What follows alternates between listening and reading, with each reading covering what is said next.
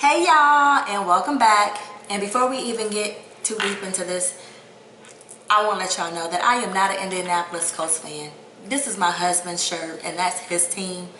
I'm not necessarily going to claim any team because I don't watch football like that, but I ain't rooting for no sorry ass Colts. So sorry if I offend anybody. But we just got back literally about 20 minutes ago from Houston for the Labor Day weekend. And I knew I needed to record a video, so instead of procrastinating and starting to unpack and do other stuff around the house, I said, let me get this video done. And I'm extra annoyed because this is actually the second take of this, because my husband put his memory card in here and I'm recording and I got a good 5 minutes in, it tells me the memory card is full. How can this be? I got an extra large memory on my memory card, boom, and it's his. So this is take two of this, and now I'm at one. I don't have a lot of juice left on my camera, so I'm praying it don't die so we can get this done. So let me get into this. So like I said, we just got back from Houston, and while I was there, it's Monday, Labor Day, September 3rd.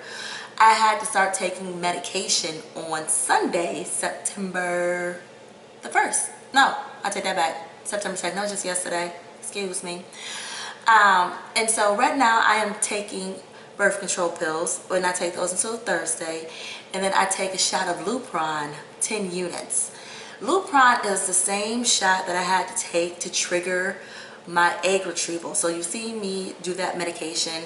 No need for y'all to see me poking myself again today. So the next time y'all, because I already gave it to myself today anywho, so the next shot y'all get to see is when I do this progesterone shot that I'm not looking forward to.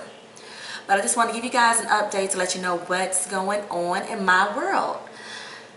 Last week, Wednesday, I get a call from the doctor, and they're like, we need you to come in for a hysterosonogram. A hysterosonogram basically is an ultrasound of my uterus. So to do that, they have to insert a catheter, which is uncomfortable as hell, and then put some saline solution inside my uterus, which is painful as hell. The last time I had this test, I don't even know how I made it home because I was cramping so bad afterwards. So she calls me on Wednesday and like, oh, well, we need you to come in pretty much today or tomorrow. Bitch, I'm at work. What do you mean today or tomorrow? And I still got to work on Thursday. So Thursday, I'm making last minute plans to arrange with my husband to come pick me up. Or well, not come pick me up, but to take me to my appointment to bring me home. Tell him my job I need to work from home for the rest of the day. I don't like last minute stuff. So once again, I was in the happy camper with my doctor's office. But we got it done.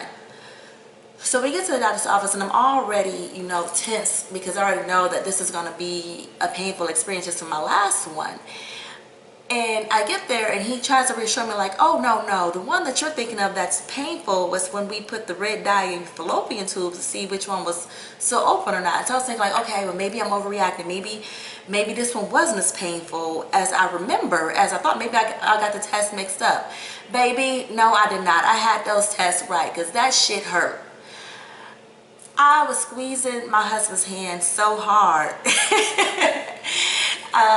That he was making faces like, Lord Jesus, like it hurt that bad. And the doctor stated like the day of my transfer for the embryo, that they would prescribe some Valium for me because I pretty much was freaking out because I knew what was in store with the pain. And I wasn't overreacting because afterwards it took me 30 minutes to get my life in order to leave the doctor's office because immediately like I had to go to the bathroom and poop my whole life out trying to get everything they put in my body out, shaking, sweating. I even threw up.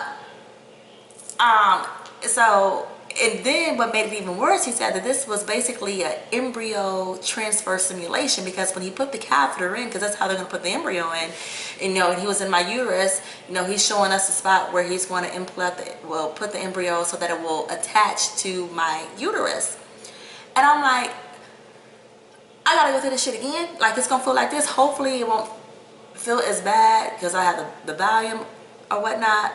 And the crazy part is I took 2 Tylenol 3 with codeine like an hour before I even went to the appointment, and I still went through that level of pain. So I'm hoping and praying that the embryo transfer does not hurt as bad and my body doesn't react as negatively as it has to both these hystosonograms. I don't know if it's a saline solution or what, but I'm nervous. I'm really nervous. But the reason why I even had to go through the hysterosonogram was because he wanted to make sure that there was nothing in my uterus as far as any cysts or whatever that could prevent the embryo from attaching.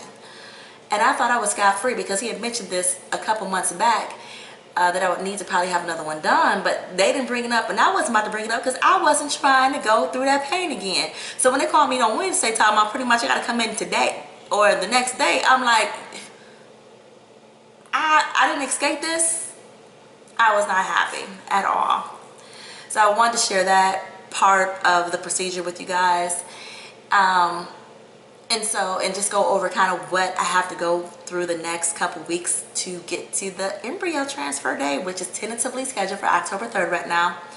So right now I'm on birth control pills, and I stopped taking that on Thursday, but I still take Lupron for pretty much up until a week before the embryo transfer. And the Lupron, which I don't understand, because I took the Lupron so that it would help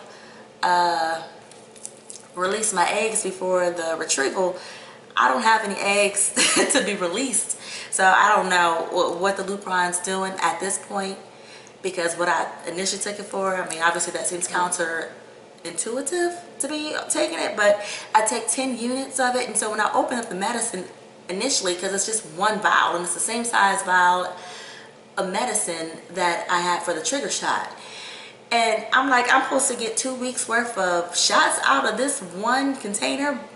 And I thought that maybe they had shorted me some medicine from the pharmacy, but it all worked out. So I have enough.